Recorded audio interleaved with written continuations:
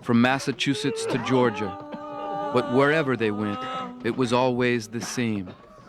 They were unwelcome aliens, hated for their French language, their Catholic faith, and their refusal to be absorbed by the Anglo-American culture. Quand les Acadiens ont été déportés, l'idée de Charles Lawrence, c'était de disperser ces gens-là en petites poches de société pour qu'il y ait plus un peuple qui s'appelle acadien ou qui se considère acadien, mais ils avaient mal compris la profondeur de ce sens d'identité qui avait commencé à cause du fait que c'était des gens qui se connaissaient déjà avant de partir, même de la France.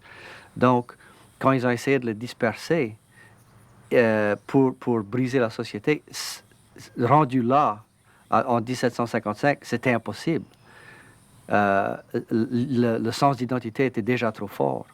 Nearly 1,000 exiles were sent to Maryland. Within a few years, their number had dwindled by as much as a third. Their kinsmen in Virginia faced even greater trials. These exiles contracted smallpox, one of the two great scourges of the 18th century, a disease they hadn't encountered in predispersal Acadia.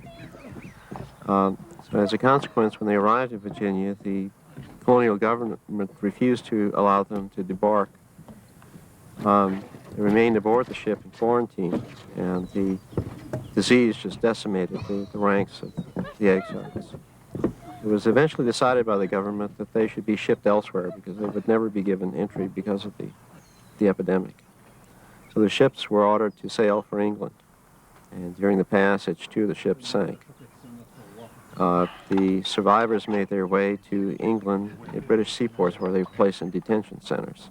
Those who did survive were sent by the British to French seaports in 1763. During the exile, the dislocation and loss of life was so great that the Acadian population of both the Canadian Maritimes and Louisiana combined is but a small fraction of the 7 million demographers estimate it would be today had the Grand Dérangement, the deportation, never occurred. The Acadians had a remarkable communications network during the exile. At the height of the dispersal, there were Acadians living in France, there were Acadians in the Falkland Islands, Acadians in the northern coast of South America and the West Indies, scattered along the eastern seaboard, in Quebec. The fact of the matter, though, was that the Acadians were able to communicate with one another. Each of these communities managed somehow to communicate with relatives elsewhere in the world. Acadians began arriving in Louisiana from the British colonies, especially Maryland and Pennsylvania. Nearly a generation later, the largest group, the Acadian exiles in France, immigrated as a community. The Spanish government in Louisiana provided each Acadian family with land, tools, seeds to plant, and a musket. The settlers began building farms and cattle ranches, and within a few years they had achieved the quality of life comparable to the one that they had left behind in Acadie. Beausoleil Broussard had led his people to this fertile grassland in the spring of 1765. That autumn, he was laid to rest.